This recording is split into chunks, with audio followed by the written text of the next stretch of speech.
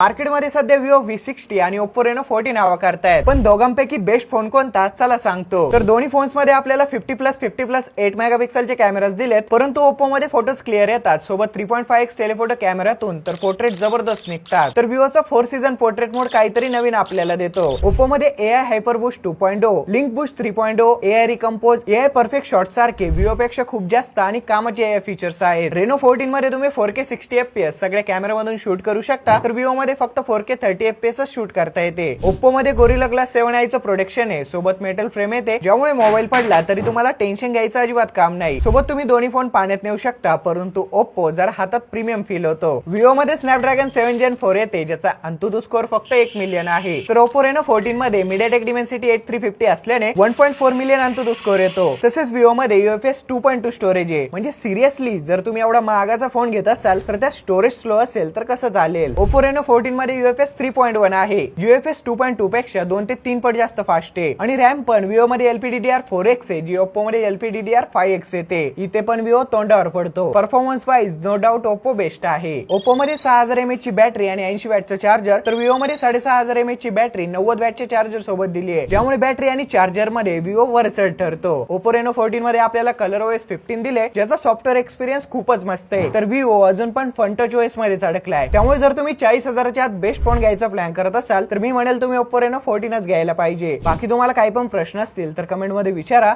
आणि हा व्हिडिओ तुमच्या मित्रांसोबत जास्तीत जास्त शेअर करा।